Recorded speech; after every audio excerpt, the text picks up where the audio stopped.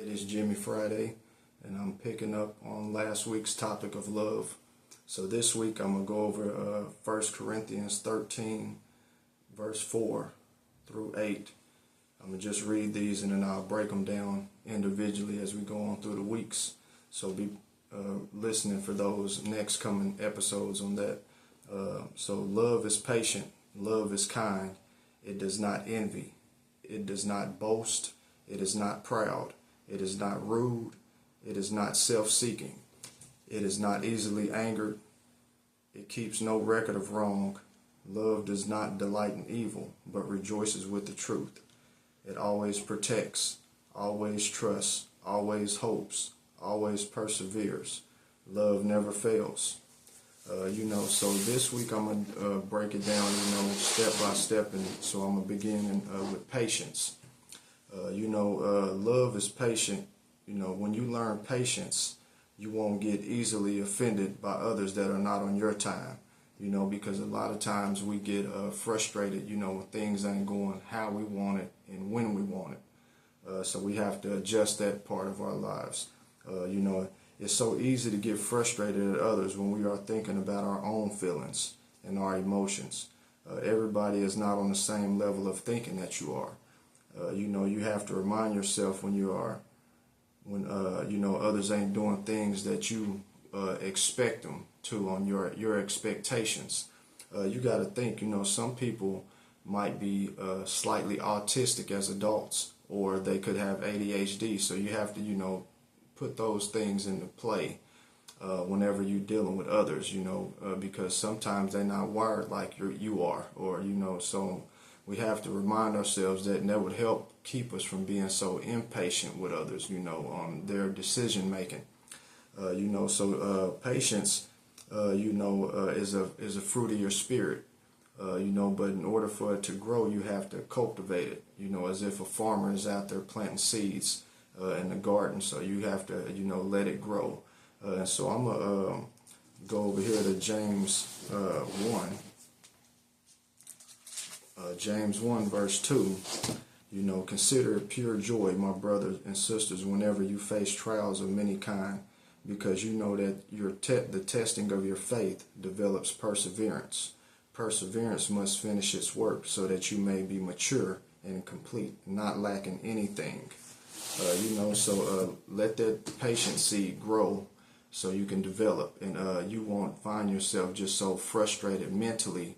And once you get mentally drained, you get physically drained. So to avoid, burnout, think about what your mental is going through, what you're putting yourself through mentally thinking. So I think about, a few things that kind of get to me. Is like just even when I'm at work, if you're at work most of the day, you're going to get frustrated with other coworkers. So we have to learn how to adjust to each other and adapt.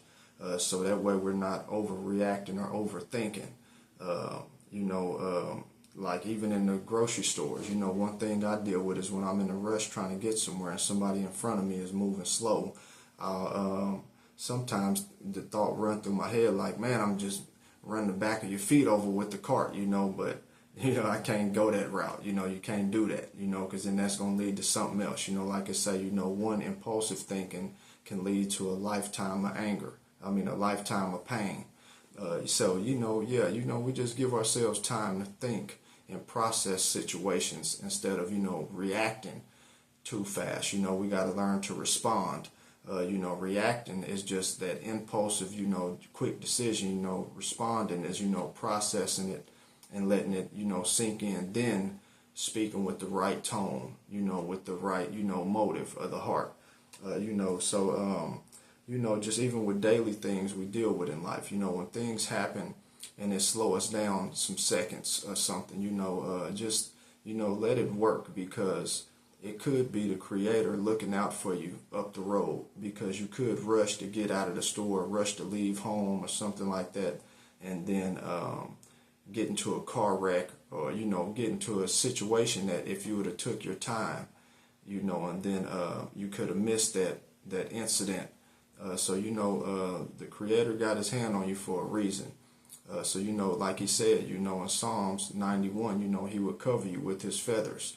you know, he would shelter you. So, you know, let him do his thing. You know, don't try to, you know, rush up ahead, because when you rush, you just rushing into an early grave. So, you know, and I know your kids, you know, your family don't want to see you, you know, have to make a quick, you know, bury you or so, like something like that, because you was rushing, you know, and got yourself into harm's way. So, you know, let that seed of patience cultivate inside your heart, you know, because like I said, it's a fruit of your spirit. You already have it in you. You know, you just have to develop it. It's just like if I'm working out, if I'm training for football or basketball, you know, I got to train for that. So, you know, you can't just put a football in my hand and think I'm going to be like Deion Sanders or something. You know, I got to develop that skill, you know, and be patient and let it work, let it run its course. So, you know, my topic is just, you know, let's continue to love each other. Let's continue to learn to be patient with each other. You know, like I said, you know, breathe. You know, when you're getting frustrated, you know, like yoga, people that do yoga, a lot of the stretches they have is tied into their breathing, you know, because it regulates your heart rate. So if you could learn and just breathe and, you know, get those breathing exercises in, you know, and let that anger and frustration, you know, kind of blow over, you know, relax and let patience grow. Let that seed build up in you. Get understanding of that. It says that, you know, a person with understanding is a wise person.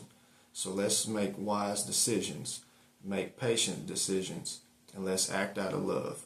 And so, you know, next week we'll pick up, you know, on some other topics. So, you know, until then, you know, stay blessed, stay in peace, and let's be patient and love each other how we need to. Thanks.